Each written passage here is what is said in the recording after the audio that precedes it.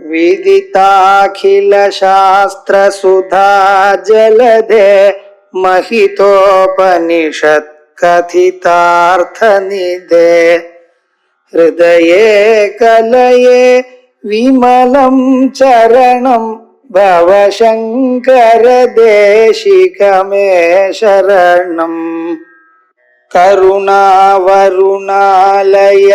पालय मां भवसागर दुःखविदून हृदं रचयाखिल दर्शन तत्त्वविदं भवशङ्कर देशिकमे शरणम्। अष्टाध्यायः छान्दोग्योपनिषदि। नमस्कारः। अत्र भाष्यकारैः चतुर्थाध्यायात् संगतिः उच्यते। अस्य अध्यायस्य यत् एकमेव अद्वितीयम् इति यत् समर्थ्यते अस्मिन् अध्याये तत् सर्वं खल्विदं ब्रह्म तज्जलानिति शान्त उपासीत इत्यत्र सर्वात्मकत्वम् उक्तं। तदेव कथम् इति इदानीं समर्थनीयमिति कृत्वा आख्यायिकामुखेन आरभ्यते इति। अत्र मया इदानीं केवलं मन्त्रस्य अर्थः उच्यते। भाष्यं तु पश्चात् पश्यामः। केवलं मन्त्रस्य यथाश्रुतार्थः उच्यते तावदेव। कण्ठस्थीकरणसौकर्याय ओं श्वेतकेतुर्ह आरुणेय आसा। शान्तिमन्त्रः वक्तव्यो वा? शान्तिमन्त्रः पश्चात् भवतु। इदानीं तु केवलं मुख्यः पाठः इति न चिन्तनीयं, केवलं मन्त्रार्थमात्रम् उच्यते। श्वेतकेतुर्ह आरुणेयः आसा। आरुणेयः इत्युक्ते अरुणस्य पौत्रः आरुणेयः। सः श्वेतकेतुनामकः कश्चन आसीत्। तगुंह पिता उवाच श्वेतकेतो वस ब्रह्मचर्यम् इति। पिता उक्तवान्, हे श्वेतकेतो त्वं ब्रह्मचर्यं वस इत्युक्ते वेदाध्ययनं कुरु इत्यर्थः। न वै सौम्य अस्मत्कुलीनः अननूच्य ब्रह्मबन्धुरिव भवति इति। हे सौम्य अस्मत्कुलीनः, अस्मत्कुले उत्पन्नः कोऽपि एतावत्पर्यन्तम् अननूच्य इत्युक्ते वेदाध्ययनम् अकृत्वा ब्रह्मबन्धुरिव स्थितवान् कोऽपि नास्ति इति। ब्रह्मबन्धुः इत्युक्ते ब्राह्मणं बन्धून् व्यपदिशति, ब्राह्मणान् बन्धून् व्यपदिशति, न तु स्वयं ब्राह्मणवृत्तः इति। स्वयं ब्राह्मणवृत्तः न भवति यदा वेदाध्ययनं नास्ति। तस्मात् ब्रह्मबन्धुरिव त्वं न भवितुमर्हसि, अतः वेदाध्ययनं कुरु इति। सः 12 वर्षः उपेत्य इत्युक्ते इदानीं सः वेदाध्ययनार्थम् अन्यत्र गच्छति, पितृसकाशे नास्ति, अन्यत्र गच्छति। तस्मात् 12 वर्षः इत्युक्ते यदा पिता एवम् उक्तवान् तदानीं सः 12 वर्षीयः वयः तावत् गतम् श्वेतकेतोः। तर्हि इदानीं पितुः दोषो वा पुत्रस्य दोषो वा इत्युक्ते दोषः इत्युक्ते पिता प्रवासे कदाचित् स्यात् इति भाष्यकारस्य सम्भावनं क्रियते। तस्मात् एतावत्पर्यन्तं केनापि कारणेन तस्य उपनयनं न जातम्। अतः इदानीं 12 वर्षः वर्तते। किं कृतवान् सः 12 वर्षः उपेत्य इत्युक्ते गुरुं गत्वा वेदाध्ययनं कृत्वा इति मध्ये योजनीयं। 24 वर्षः सर्वान् वेदान् अधीत्य महामनाः अनुजानमानि स्तब्धः एयाय इति। 24 वर्षपर्यन्तं नाम 12 संवत्सरपर्यन्तं सर्वान् वेदान् अर्थेन सह अधीत्य महामनाः अनुजानमानि गर्विष्ठः इति स्तब्धः भूत्वा एयाय प्रत्यागतवान्। तगुंह पिता उवाच श्वेतकेतो यन्नु सौम्य इदं महामनाः अनुजानमानि स्तब्धः असि उत तम आदेशम् अप्राक्ष्यः इति। तं पिता पृष्टवान्, हे श्वेतकेतो किं त्वं महामनाः अनुजानमानि इत्युक्ते गर्विष्ठः स्तब्धः दृश्यसे एवमसि किम् उत तम आदेशम् अप्राक्ष्यः। तम् आदेशम् इत्युक्ते आदिश्यते इति आदेशः इति कर्मव्युत्पत्त्या आदेष्टव्यं ब्रह्म इत्यर्थः। उपदेशेनैव ग्राह्यम् आदेश्यम् इत्युक्ते ब्रह्मोपदेशं प्राप्तवान् वा इति। उत तम आदेशम् अप्राक्ष्यः। आदेशशब्दस्य इदानीम् आदिश्यते इति व्युत्पत्त्या ब्रह्मपरत्वं। तत् किं गुरोः सकाशे तत् ब्रह्मतत्त्वं त्वया पृष्टं वा न वा इति।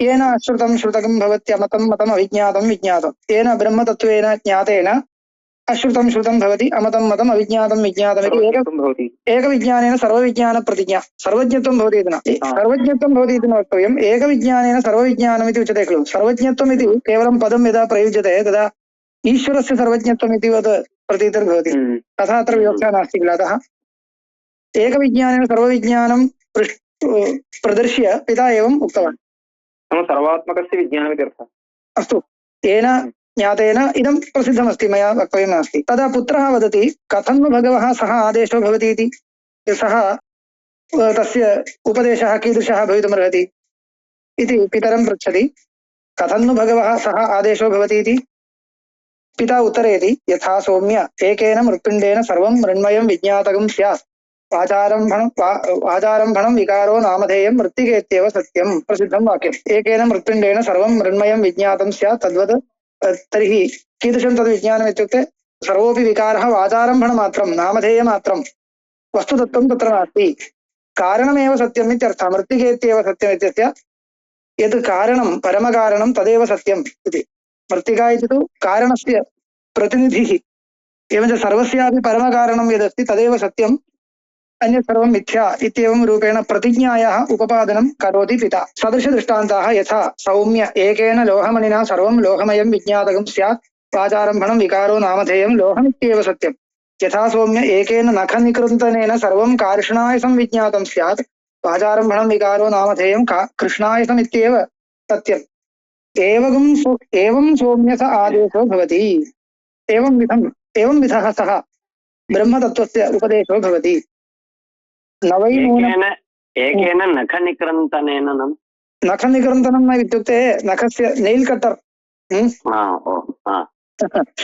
एतत् कथमस्ति इत्युक्ते अस्माभिः नाटकवत् द्रष्टव्यं पुरतः तस्य सकाशे एकं यन्त्रं दृष्टं तत्र नखनिकृन्तनं दृष्टम् इत्युक्ते तत् अयसा निर्मितं वस्तु तत्र अयः इति यत् मूलकारणम् अस्ति तदेव सर्वत्र अयो विकारेषु वर्तते एवञ्च एकं विकारं दृष्ट्वापि एकैकोऽपि विकारपदार्थः अत्र सर्वत्र विकार एव निर्दिष्टः पश्यतु एकेन मृत्पिण्डेन इत्यस्ति मृदा इति नास्ति मृत्पिण्डः इत्युक्ते कश्चित् मृद्विकारः वस्तुगत्या पिण्डत्वेन रूपेण मृत् उपादानं न मृत्वेन रूपेणैव परन्तु पिण्डं प्रदर्शयति किमर्थम् इत्युक्ते यः कश्चित् पदार्थः अस्माभिः प्रदर्श्यमानः सः विकार एव खलु भवति परन्तु विकारेष्वपि कारणीभूतं किञ्चित् पदार्थः अनुगतः अस्ति स च पदार्थः सर्वत्र अनुगतो वर्तते एवञ्च सर्वत्र अनुगतरूपेण सः पदार्थः यदा ज्ञायते तर्हि सः अनुगतपदार्थ एव सत्यः अन्यत् सर्वं विकारः नामधेयं वाचारम्भणं तत्र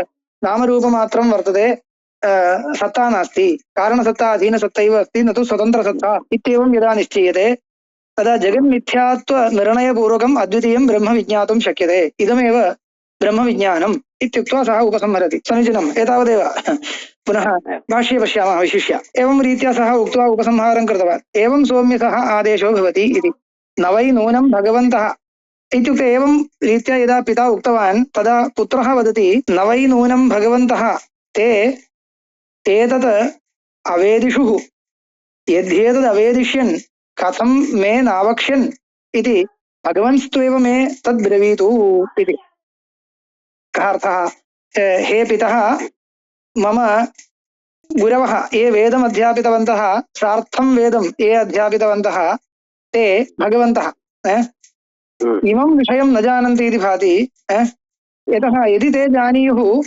तर्हि किमर्थम् अत्यन्तं प्रियस्य पुत्रस्य कृते नोक्तवान् अतः एवं विधः उपदेशः मया न प्राप्तः अस्ति अतः नूनं भगवन्तः इत्युक्ते गुरुपरशब्दः न वै नूनं भगवन्तः ते भगवन्तः इत्युक्ते गुरवः न इदम् अवेदिषुः यद्येतद् अवेदिष्यन् ते कथं मे नावक्ष्यन् अतः किं कुरु किं करोतु भगवंस्त्वेव मे तद्ब्रवीतु भवानेव मां बोधयतु इति अत्र भाष्यकारः योजयति पुनः गुरुकुलप्रेषण भयादेवं वदति इति अन्यथा गुरोः अज्ञानं न आपादनीयम् अतः स्वभावतः किं भवति तत्परं पुनः तर्हि तदपि पठित्वा आगच्छ पुनः गुरुकुलप्रेषण भयात् गुरोरज्ञानमपि आपाद्य सः पितरं प्रचोदयति भगवानेव माम् इदं भवानेव मां बोधयतु यथा तथा अस्तु सः अङ्गीकरोति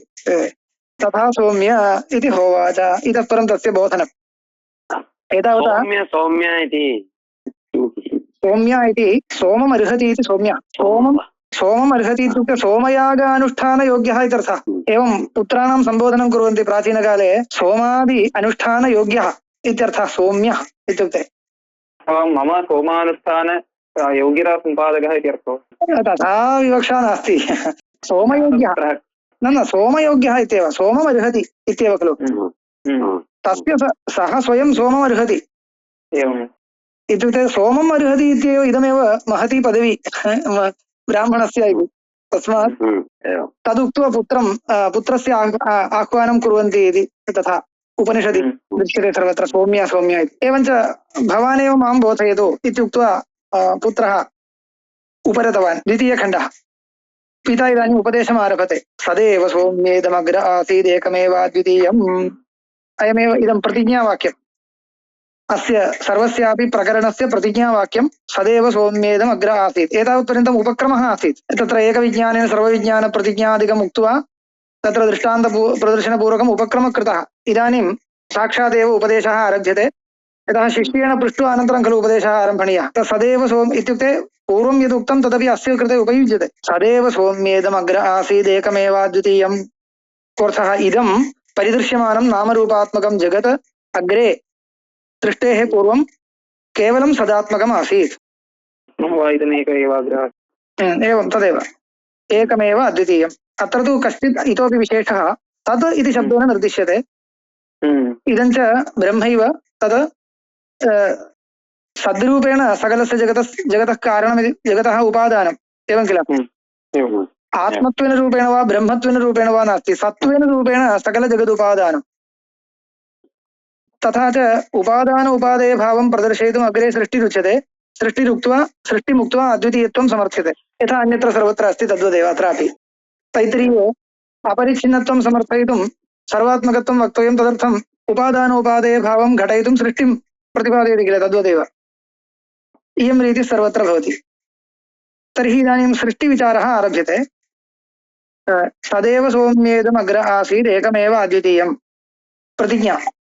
अनन्तरं कश्चन पूर्वपक्षः, शून्यवादिनां पूर्वपक्षं श्रुतिरेव वदति। वस्तुगत्या श्रुत्या उक्तं पूर्वपक्षं सिद्धान्तत्वेन शून्यवादिनः स्वीकुर्वन्ति इति वक्तव्यम्। शून्यवादिनाम् इदं दृष्ट्वा श्रुतिः भाषते इति न, परन्तु एवं किं तद् एके आहुः तद्धैक आहुरसदेवेदम् अग्र आसीत् एकमेव अद्वितीयं तस्माद् असतः सज्जायत इति। सज्जायत एके वादिनः आहुः। किम् आहुः? असदेवेदम् अग्र आसीत्। सृष्टेः पूर्वं सद्रूपं किमपि नासीत्, तदेव एकमेव अद्वितीयम् असत्।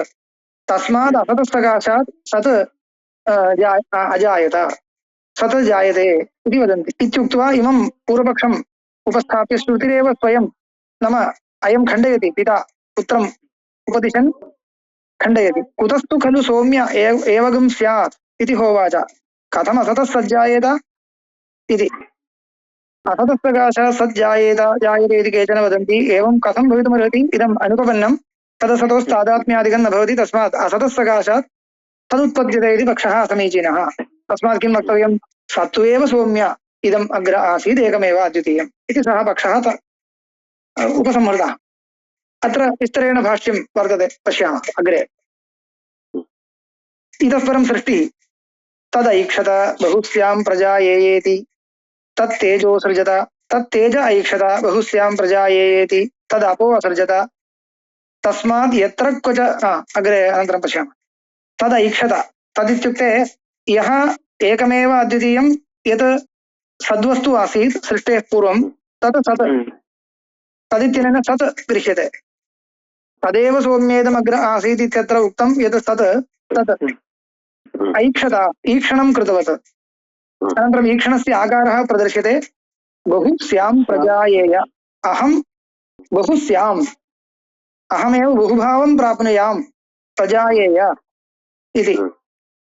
एवं सङ्कल्प्य किं कृतवत् इत्युक्ते तत् तेजः असृजत, तेजसः सृष्टिम् अकरोत्। तर्हि आकाशवायोः सृष्टिर्नासीद् वा इत्युक्ते आसीत्, परन्तु तैत्तिरीयाद् उपसंहर्तव्यम्। अत्र तु तेजः प्रभृति उक्त्वा किञ्चित् विवक्षान्तरमस्ति इति कृत्वा तथा उक्तं तावदेव तत्र आकाशस्य वायोश्च सृष्टिर्नास्ति इति अभिप्रायः नास्ति इति अत्र भाष्यकारः विशिष्य तत्र निरूपणं कृतवान्।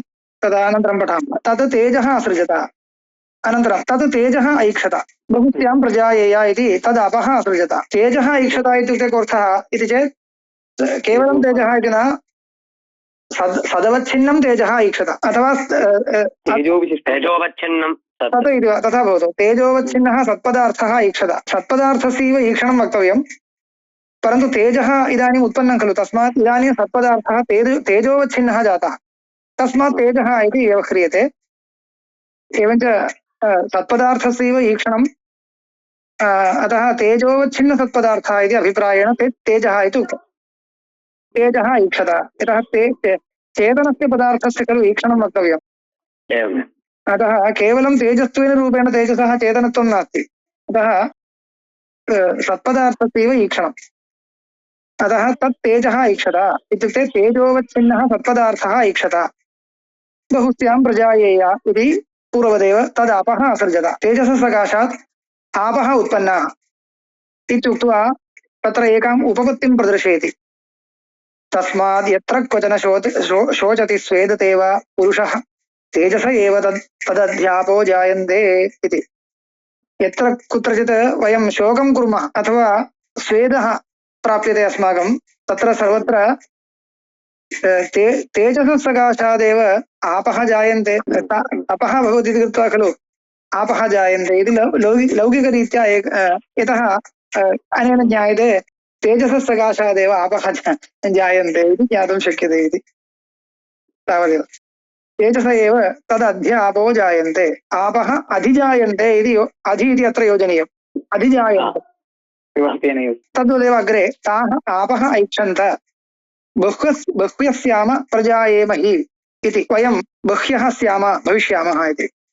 अनन्तरं किं कृतवत्यः इत्युक्ते ताः आपः अन्नम् असृजन्त, अन्नशब्देन पृथ्वी उच्यते, अन्नम् असृजन्त। तस्मात् यत्र क्वच वर्षति, तत्रापि उपपत्तिः प्रदर्श्यते, यत्र क्वच वर्षति तदेव भूयिष्ठम् अन्नं भवति, अद्य एव तद् अद्यन्नाद्यं जायते इति। यदा वर्षति तदानीम् अन्नम् इत्युक्ते भूमौ पुष्टिं प्राप्नोति, एवं पुष्टिं प्राप्नुवन्ति। तदपि अन्नस्य कार्यं पृथिवी पार्थिवं भवति इति कृत्वा पार्थिवानां पदार्थानां सस्यलतादीनां वृद्धिर्भवति इति दृश्यते। एवञ्च वर्षं जलं तस्य अनुकूलमस्ति, अनेन ज्ञायते अन्नस्य सकाशात् पृथ्वी जलस्य सकाशात् पृथ्वी उत्पन्ना, अद्भ्यः पृथ्वी उत्पन्ना इति ज्ञातुं शक्यते इति। अत्र दृष्टान्ते तात्पर्यं नास्ति, अर्थवादमात्रम्। अद्य पृथ्वी उत्पन्ना इत्यत्रैव तात्पर्यम्। अर्थवादवत् एका उपपत्तिः उच्यते, तावदेव अर्थवादमात्रं, तत्र बहु परीक्षा न कर्तव्या। एतावता इदं जातम्। तेषां खल्वेषां भूतानां त्रीण्येव बीजानि भवन्ति, आण्डजं जीवजम् उद्भिज्जमिति। इदानीं त्रीणि भूतानि भवन्ति। त्रीणि भूतानि इत्युक्ते कानि? तेजः, आपः, पृथिवी इति भूतानि। परन्तु अत्र किं जातं? तेषां खलु एतेषां भूतानाम् इत्यत्र जीवाविष्टानां पक्ष्यादीनाम् इति पर्यन्तम् आगतम्। तेषां भूतानां त्रीण्येव बीजानि भवन्ति, त्रीण्येव कारणानि भवन्ति, आण्डजं जीवजम् उद्भिज्जमिति। मया इदानीं केवलं पदार्थः वाक्यार्थः उच्यते, तावदेव। तत्र तात्पर्यादिकं भाष्ये विचार्यते। बीजानि भवन्ति, आण्डजं जीवजम् उद्भिज्जमिति इत्युक्ते जीववर्गाः, अत्र भूतशब्देन मया उक्तं खलु, पशुपक्ष्यादि जीववर्गाः उच्यते। जीववर्गाः त्रिविधाः, अण्डजाः, उद्भिज्जाः, जीवजाः इति। तत्र स्वेदजम् इति अधिकं यद् उच्यते तस्य अत्रैव कुत्रचित् अन्तर्भावः कर्तव्यः इति भाष्यकारैः उक्तं। यथा सम्भवं कुत्रचित् अन्तर्भावो भवतु। तर्हि अण्डजेभ्यः पक्षिभ्यः पक्षिणः जायन्ते, पक्ष्यादयः जायन्ते। अण्डात् पक्षिणः जायन्ते, एवम् अण्डात् पक्षिणः जायन्ते इति खलु वक्तव्यं, परन्तु आण्डजं तत्र त्रीण्येव बीजानि, आण्डजं जीवजम् उद्भिज्जमिति इति कथम् उच्यते इति शङ्का कृता, भवता पृष्टं। परन्तु श्रुतौ किमस्ति पश्यतु, आण्डजं त्रीणि बीजानि भवन्ति। एवं तदपि शङ्का आगता मम। त्रीणि कथं वक्तव्यमासीत् त्रीणि बीजानि भवन्ति अण्डम् एवं खलु अण्डम्, लेखनीयम्। परन्तु आण्डजम् इति अस्ति कथम् एवम् इति भाष्ये शङ्का उद्भाविता अस्ति। एवं नाम कारणम् इति उक्त्वा कार्यं न तत्र किमुक्तम् केवलम् अण्डं कारणमिति अभिप्रायो नास्ति। अण्डस्यापि कारणत्वम् आण्डजद्वारा एव केवलम् अण्डं न कारणम् आण्डजः कश्चिदस्ति तस्मात् आण्डजः भवति। अण्डं प्रति आण्डजान्तरं कारणम्। आण्डजात् आण्डजं जायते, जीवजात् जीवजं जायते, उद्भिद्यात् उद्भिद्यं जायते इति एवमेव आण्डजं जीवजम् उद्भिद्यम् इति तावदेव। पक्षी प्रथमम् उत्पन्नः वा अण्डः प्रथमम् उत्पन्नः वा इति तत्र अनादित्वे सति क्लेशो नास्ति। इदानीम् आण्डजात् आण्डजम् आण्डजरूपेण एकः वर्गः, जीवरूपेण एकः, उद्भिज्यरूपेण एकः वर्गः तावदेव विवक्षितम्। इतः परं सेयं देवता ऐक्यता हन्ताहम् इमास्तिस्रो देवता अनेन जीवेन आत्मना अनुप्रविश्य नामरूपे व्याकरवाणि। इदानीं किं भवति भूतानां सृष्टिः प्रथमतः उक्ता, पश्चात् इत्युक्ते अचेतनानां भूतानाम् उत्पत्तिः आदौ उक्ता किल।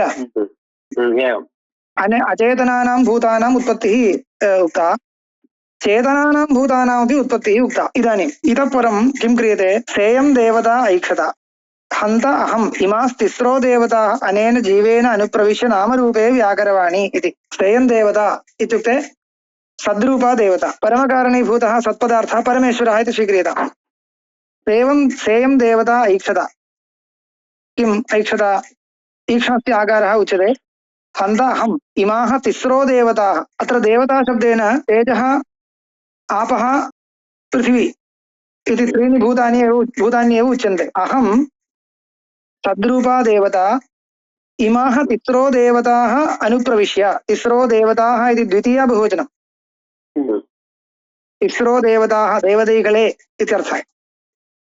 देवताः अनुप्रविश्य नामरूपे व्याकरवाणि, नामरूप सृष्टिं करिष्यामि इत्येवं सङ्कल्पं कृतवान् इति। अत्र इदमस्ति पूर्ववाक्ये सृष्टिरुक्ता इति न, पूर्ववाक्ये सृष्टिरुक्ता इति इतः परं नामरूपव्याकरणम् इतः परमेव उच्यमानमस्ति। तस्मात् पूर्ववाक्यस्य अभिप्रायकः तेषां खल्ु येषां भूतानां त्रीण्येव बीजानि भवन्ति आण्डजं जीवजम् उद्भिज्जम् इति वस्तुस्थितिः प्रदर्श्यते।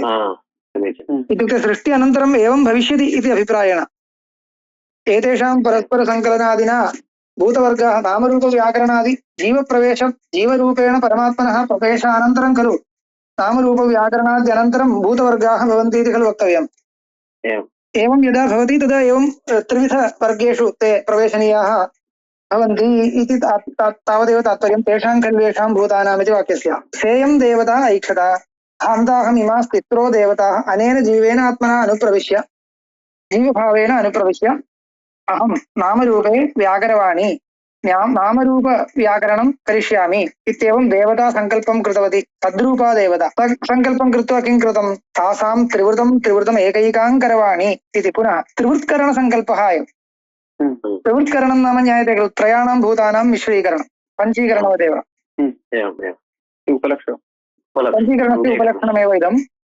तत्र सङ्कल्पस्य आकारः उच्यते तासां त्रिवृतम् एकैकां करवाणि, तासाम् एकैकां त्रिवृतं करवाणि इत्यर्थः। तासाम् इत्युक्ते तासां मध्ये, तासां तिसॄणां देवतानां मध्ये एकैकामपि देवतां तेजोरूपां जलरूपां पृथ्वीरूपां च एकैकामपि देवतां त्रिवृतं करवाणि, त्रित्वविशिष्टां करवाणि इत्यर्थः। सेयं देवता इमास्तिस्रो देवता अनेनैव जीवेनात्मना अनुप्रविश्य नामरूपे व्याकरोत् इत्युक्ते यथा सङ्कल्पं कृतवती तथैव अकरोत् इति। तदानीं किं जातं तासां त्रिवृतम् एकैकाम् अकरोत्। यथा तु खलु सौम्य इमास्तिस्रो देवताः त्रिवृत् एकैका भवति तन्मे विजानीहि इति। एवं त्रिवृत्करणम् उक्त्वा पिता वदति यथा खलु सौम्य इमास्तिस्रो देवताः त्रिवृत् एकैका भवति, एकैका देवता त्रिवृत् भवति। यथा भवति इत्युक्ते कथं भविष्यति इत्येतत् तन्मे विजानीहि। मे विजानीहि इत्युक्ते मे इति मम इत्यर्थे, मे इत्यस्य मम विजानीहि इत्युक्ते मम सकाशात् इति योजनीयम्। मम सकाशात् त्वम् अवगच्छ। इतः परं वक्ष्यामि। इतः परम् एतद्विषये इतोपि विस्तरेण वक्ष्यते मया। मम मुखात् जानीहि इत्यर्थः। मे इत्यस्य मम मुखात् मम सकाशात् विजानीहि तदेव इदानीम् इत्युक्ते त्रिवृत्करणम् उक्त्वा इतः परं तस्यैव विवरणं करिष्यति इत्यर्थः। इत्युक्ते एवं त्रयाणां भूतानां परस्परं मिश्रणम् अस्माभिः सर्वत्र द्रष्टुं शक्यते। सर्वत्र सर्वोऽपि दृश्यप्रपञ्चः एवं विध एव इत्यत्र का उपपत्तिरस्ति, किं तत्र प्रमाणम् इत्येतत् प्रत्यक्षादिद्वारा प्रदर्शयिष्यामि। तत् त्वम् अवगच्छ, मम मुखाद् अवगच्छ इत्यर्थः। तदेव अग्रे यदग्ने रोहितं रूपं तेजसस्तद्रूपं यत् शुक्लं तदपां यत् कृष्णं तदन्नस्य अपागादग्नेरग्नित्वं वातारम्भणं विकारो नामधेयं त्रीणि रूपाणि इत्येव सत्यम् इति। पश्यतु, यदग्नेः रोहितगुं रूपं तेजसस्तद्रूपं, तत्र अग्नौ रोहितं रूपं दृश्यते। रोहितं रूपं नाम रक्तरूपं। तत् कस्य रूपम् इत्युक्ते अग्नेः रूपं न, किन्तु तत् कारणीभूतस्य तेजसः रूपं। तेजः अन्यत् अग्निः अन्यः वा? एवम्, अग्निः इत्युक्ते ज्वलनः उच्यते, तेजः इत्युक्ते तस्य भूतं, मूलभूतं, अपञ्चीकृतभूतम्। अपञ्चीकृतभूतं तेजशब्देन उच्यते। पञ्चीकृतः ज्वलनः अग्निशब्देन उच्यते। आमाम्। पञ्चीकृतः अग्निः प्रायेण लोहितवर्णेनैव खलु दृश्यते। एवम्। तत् तेजसः रूपमस्ति इति वदति। यत् शुक्लं तदपाम् इति। अग्नौ इदानीं सामान्यतार्किकः किं पृच्छेत्, भोः अग्नेः भास्वरशुक्लं रूपम् इति खलु वयं पठामः इति। सम्प्रति वक्तव्यं तथा नास्ति भोः। वयं किं पश्यामः अग्निज्वलनं दृष्ट्वा? तत्र भास्वरशुक्लरूपमपि पश्यामः, रक्तरूपमपि पश्यामः, कदाचित् कृष्णवर्णमपि पश्यामः इति वदति। औपाधिकं तत्। अस्तु, तदेव किञ्चित् भवतु। वयं किं पश्यामः दृश्येषु अग्निषु इमानि त्रीणि रूपाण्यपि वयं पश्यामः इति। तर्हि किं तत् एतत् सर्वम् अग्नेः रूपं वा इत्युक्ते वदति तत्र यत् रोहितं रूपं तदेव अग्नेः, तद् तेजसः रूपं, तदपि अग्नेः रूपं न। यत् शुक्लं तत्र रूपं दृश्यते तदपि अग्नेः न, किन्तु अपां रूपं। यत् कृष्णं दृश्यते कुत्र अग्नौ ज्वलने अग्नौ तद् योजनीयं। यद् अग्नेः रोहितं रूपं तेजसः तद्रूपं, यद् अग्नेः शुक्लं रूपं तद् अपां रूपं, यद् अग्नेः कृष्णं रूपं तद् अन्यस्य रूपम् इति। एवम् अन्वयः कर्तव्यः। बाह्ये अग्नौ ग्यास् स्टव् मध्ये नीलवर्णं। सत्यं सत्यं खलु, सर्वं दृश्यते। श्रुतेः विवक्षा अन्यत्र अस्ति, तदपि उच्यते। इदानीम् अग्नेः रोहितं रूपं यद् दृश्यते तद् तेजसः रूपं, भूतस्य तेजसः अपञ्चीकृतभूतस्य रूपं। यत् शुक्लरूपं दृश्यते तद् अपञ्चीकृतस्य अपञ्चीकृतानाम् अपां रूपं। यत् अग्नौ कृष्णरूपं दृश्यते तद् अपञ्चीकृतस्य अन्यस्य रूपं, पृथिव्याः रूपं। तर्हि अग्नेः किं रूपम् इत्युक्ते अग्नेः वस्तुगत्या किमपि रूपं नास्ति इति। एवं वा? सत्यं तदुच्यते अग्रे। अत एव वाक्यशेषः पश्यतु कीदृशः। तदन्नस्य अपागादग्नेरग्नित्वम्। अतः एवं विचार्यमाणे अग्नेरग्नित्वमेव गच्छति। यतः अग्नेः तर्हि स्वकीयं किमस्ति, किमपि नास्ति। तस्मात् अग्नेः तर्हि स्वभावकः वाचारम्भणं विकारो नामधेयम्। त्रीणि रूपाणि इत्येव सत्यम् इति। यानि त्रीणि रूपाणि तत्र अग्नौ दृश्यन्ते तद् अग्नेः रूपाणि न सन्ति इति खलु इदानीम् उक्तम्। तर्हि कस्य रूपाणि तानि? तत्र येषां त्रिवृत्करणवशात् इदानीम् अग्निः इति कश्चित् पदार्थः पुरतः दृश्यते, तत् मूलभूतानां त्रिवृत्करणे प्रविष्टानाम् अपञ्चीकृतानां भूतानां रूपमेव। एतत् तत्र मिश्रीभूय दृश्येषु पदार्थेषु अस्माभिः दृश्यते।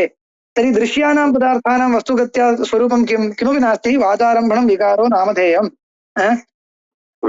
तर्हि परमार्थतः किमस्ति? त्रीणि रूपाणि इत्येतदेव सत्यम् इत्युक्त्वा कारणस्य स्वरूपं सत्यम् इति प्रदर्शयति। तात्पर्यं कुत्र इत्युक्ते परमकारणमेव सत्यम् इति वक्तुम् इदानीम् उपक्रमः अस्ति। एवञ्च श्रुतिः जागरूकतया भवितव्यम्। केवलं सृष्टिं वक्तुम् इदं सर्वं वदति इति न।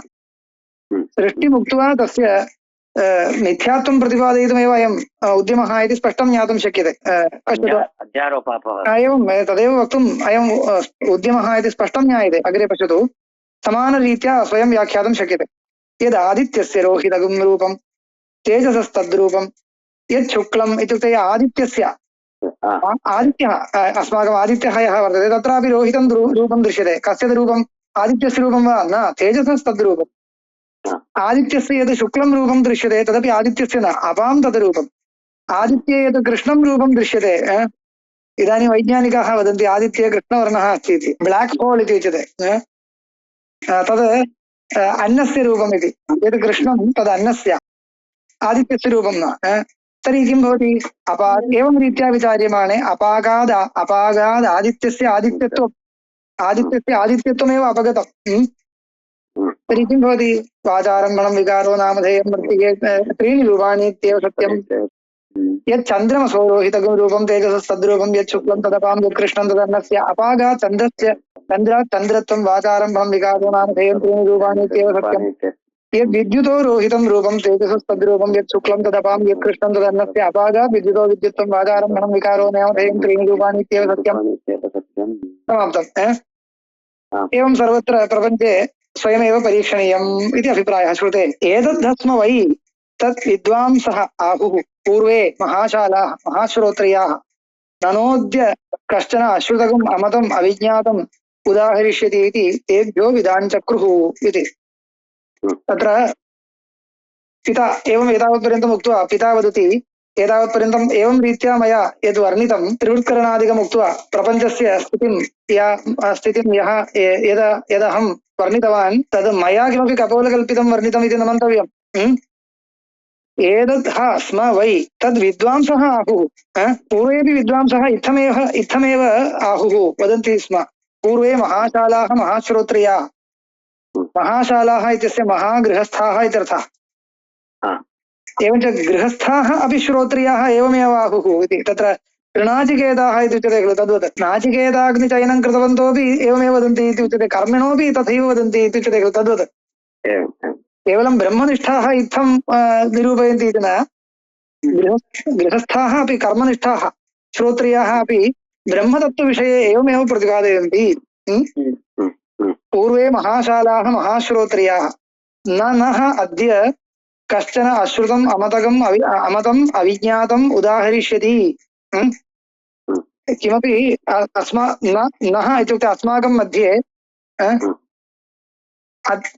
किमपि अन्यत्र अश्रुतम् अमतम् इत्युक्ते सम्यक् अविज्ञातं किमपि कपोलकल्पितं वयं वदामः इति न मन्तव्यं सम्यक् ज्ञात्वा एव वयं प्रतिपादयामः प्राचीनापि एवमेव वदन्ति इति उदाहरिष्यति इति ते कथं तर्हि प्राचीनाः विदाञ्चक्रुः ब्रह्मतत्त्वम् इत्युक्ते त्रिवृत्करणादिपूर्वकं यदा इत्युक्ते इदानीम् उक्तस्य सारांशः कः दृश्यप्रपञ्चे यत्किञ्चित् दृश्यते तस्य सर्वस्यापि मिथ्यात्वमेव न तर्हि किं वस्तुतत्त्वम् इत्युक्ते यत् सृष्टिकारणीभूतं सद्रूपं तदेव वस्तुतत्त्वम् यस्मिन् येन ज्ञाने ज्ञाते श्रुतेन मतेन विज्ञातेन सर्वमिदं विदितं भवति इति अत्र परिसमापनं कर्तव्यम् इति एभ्यः विदाञ्चक्रुः एभ्यः इदं सर्वं विदाञ्चक्रुः एभ्यः इत्युक्ते त्रिवृत्कृतेभ्यः पदार्थेभ्यः इति पश्यन्तु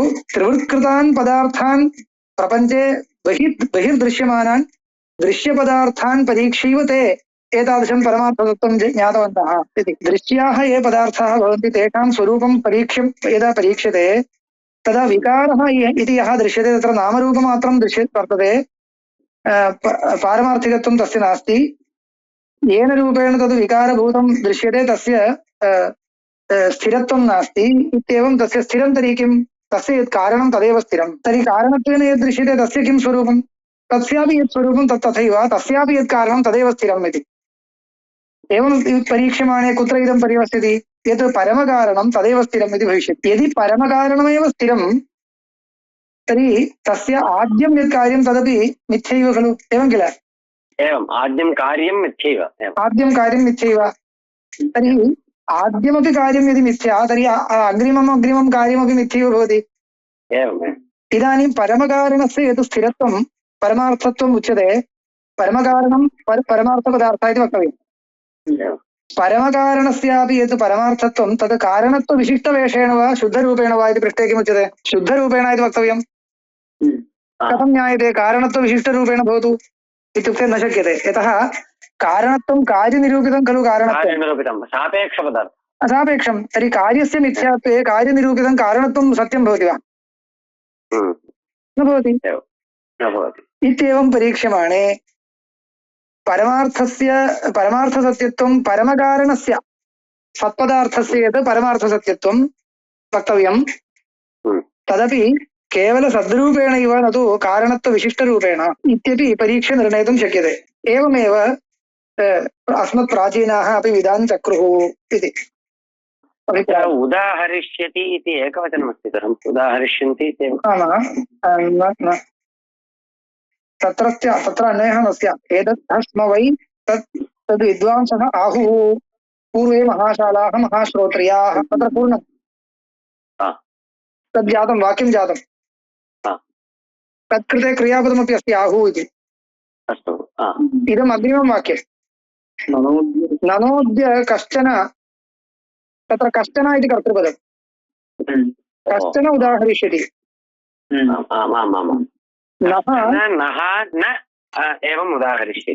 एवं तदेव नः अद्य नः इत्युक्ते अस्माकं मध्ये अद्य कश्चिदपि पुरुषः अश्रुतम् अमतम् अविज्ञातं न उदाहरिष्यति किन्तु श्रुतं मतं विज्ञातमेव उदाहरिष्यति इति अभिप्रायः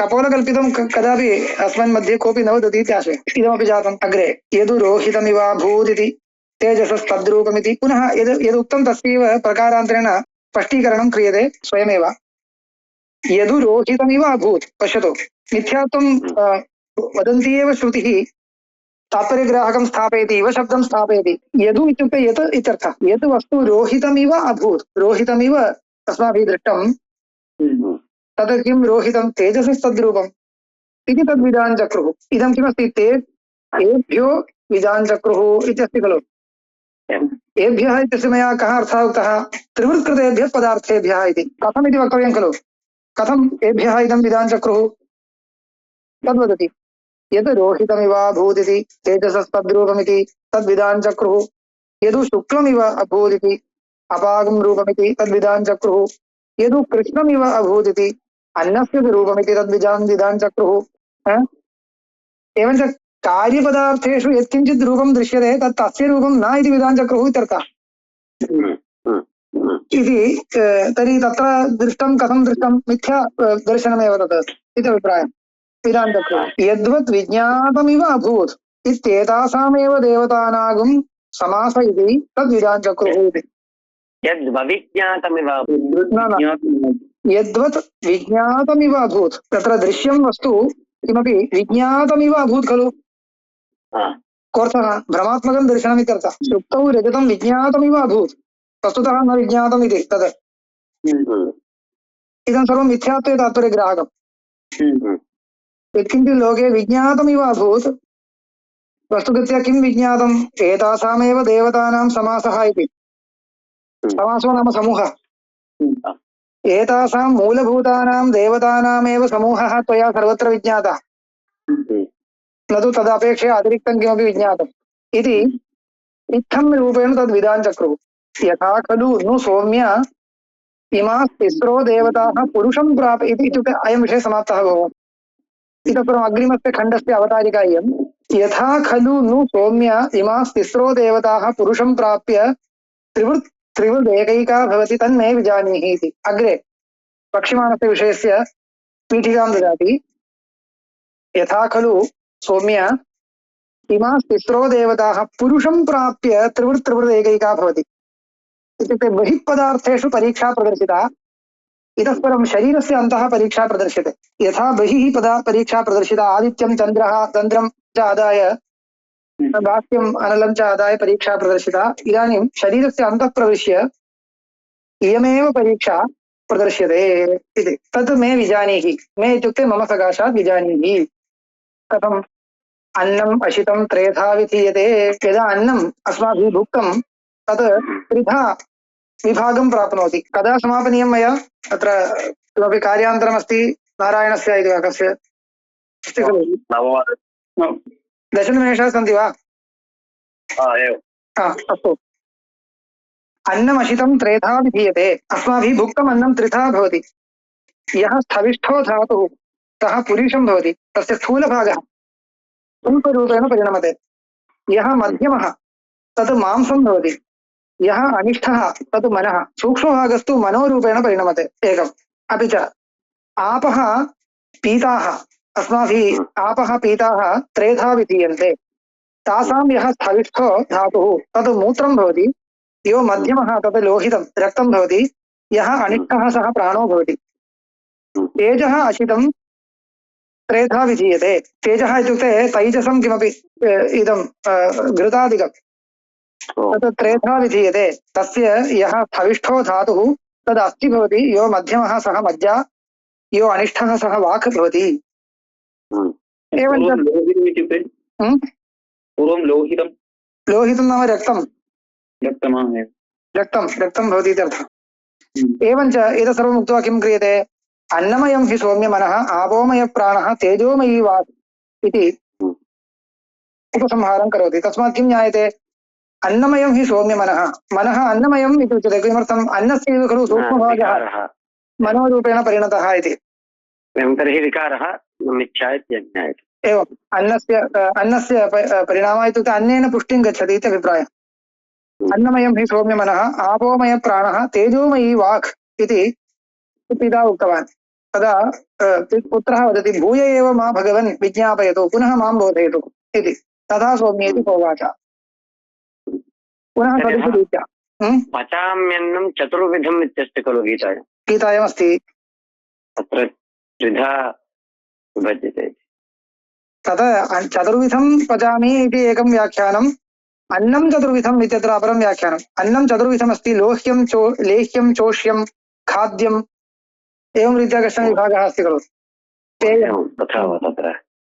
तथापि कुर्वन्ति इदानीं समानरीत्या दध्नः सौम्य मध्यमानस्य शरीरे प्रदर्शनं कृतम् इतः परं किञ्चित् बहिः प्रदर्श्यते दध्नः सौम्य मध्यमानस्य यः अणिमा सः ऊर्ध्वः समुदीषति तत् सर्पिर्भवति एकः दृष्टान्तः प्रदर्श्यते यथा दध्नः मथनं क्रियते तदानीं यः अणिमा इत्युक्ते दध्नि विद्यमानः सूक्ष्मांशः सः किं भवति ऊर्ध्वः समुदीषति उपरि आगच्छति तदेव खलु सर्पिर्भविष्यति इत्युक्ते नवनीतं भूत्वा अनन्तरम् आज्यं भविष्यति तद्वत् एवमेव खलु सौम्य अन्नस्य अश्यमानस्य यः अणिमा अस्माभिः भुज्यमानस्य अन्नस्य यः सूक्ष्मभागः सः ऊर्ध्वः समुदीषति उपरि आगच्छति तत् मनो भवति इति यथा नवनीतं दध्नः उपरि आगच्छति मथनेन तद्वदेव मनः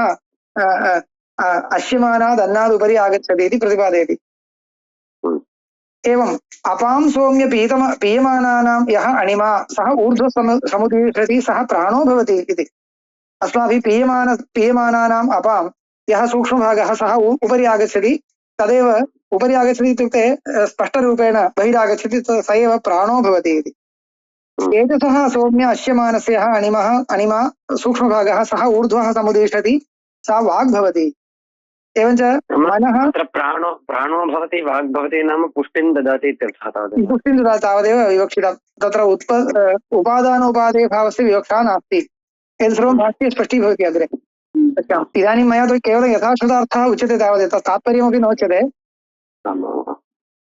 किञ्चित् मार्गप्रदर्शनमात्रं तात्पर्यं कृतं तावदेव अनेन किं ज्ञायते इत्युक्ते अन्नमयं हि सौम्य मनः आपोमय प्राणस्तेजोमयी वाक् इति पूर्वमपि उक्तं खलु पुनः तदेव समर्पितं हे सौम्य मनः इत्युक्ते तद् अन्नेन पुष्टिं प्राप्नोति एवं प्राणोऽपि अद्भिः पुष्टिं प्राप्नोति वाग् तेजसा पुष्टिं प्राप्नोति इत्येवं पिता उक्तवान् भूय एव भगवान् विज्ञापयतु तथा सौम्येति होवाच षोडशकलः सौम्य पुरुषः सौम्य पुरुषः षोडशकलः अस्ति इत्युक्ते षोडश शक्तियुक्तः भवति इति अभिप्रायः पुरुषस्य यत् मनः तत्र अन्नद्वारा पुष्टिं गच्छति मनः इत्युक्तं खलु तस्य मनसः षोडशकलाः वर्तन्ते इति अभिप्रायः षोडश शक्तिविशेषाः वर्तन्ते इति शक्तिविशेषाः एव अत्र कलाशब्देन उच्यन्ते अन्यत्र षोडशकलपुरुषः इति तथा अत्र विवक्षा न षोडशकलस्तोम्यपुरुषः कथम्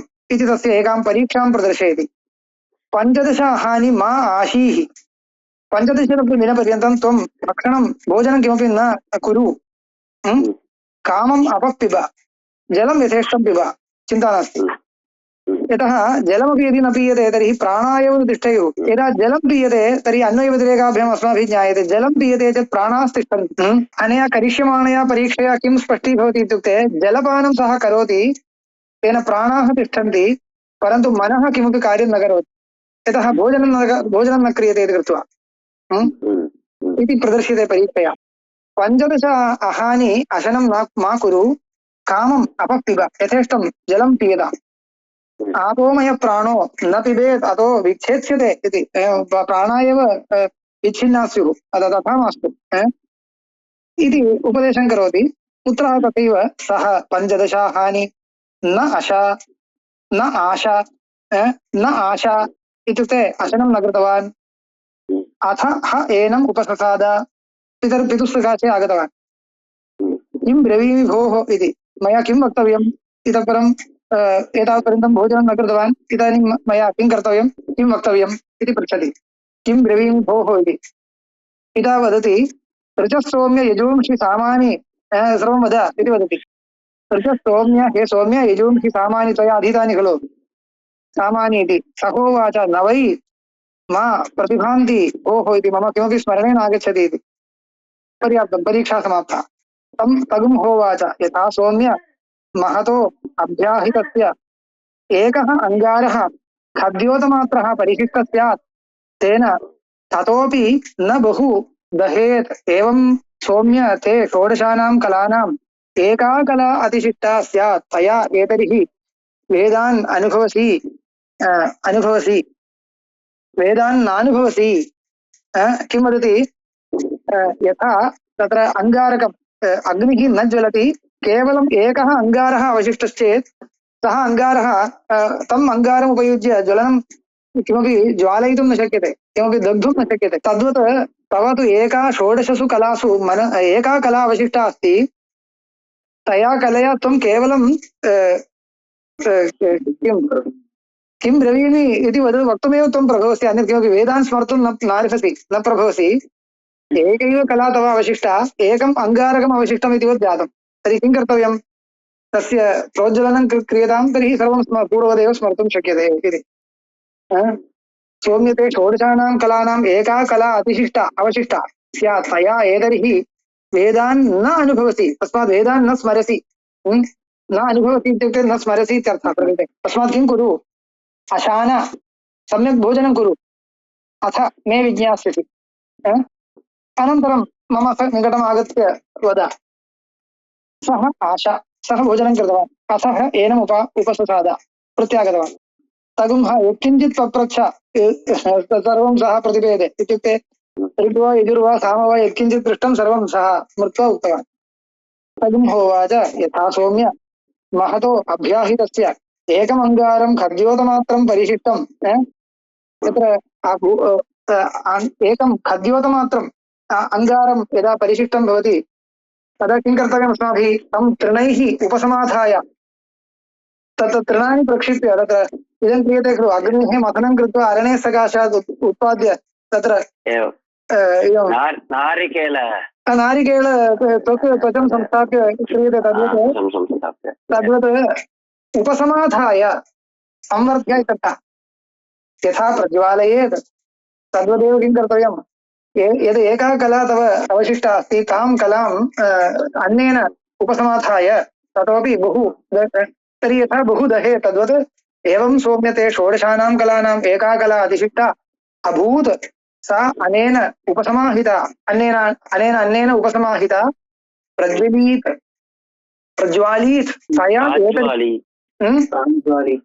एवं तया एतर्हि वेदान् अनुभवसि अन्नमयम् अनेन किम् अनया परीक्षया किम् अवगतम् अन्नमयं हि सौम्यमयः मनः आपोमय प्राणः तदपि अवगतम् यतः तव प्राणाः न विनष्टाः खलु अतः आपोमय प्राणः इत्यपि अवगतम् इदानीम् अनया परीक्षया तेजोमयी वाक् इत्येतत् सर्वम् अवगतम् इति तद्धास्य विजज्ञौ इति अयं विषयः समाप्तः। एतस्य सर्वस्य अनन्तरं कनेक्षन् कथं कर्तव्यम् इति तु पुनः भाष्य अध्ययनकाले स्पष्टीभविष्यति। अत्र समापयामि। इतः परम् अग्रे तत्त्वमसि उपदेशस्य प्रकरणस्य आरम्भः भवति। श्वः पश्यामः।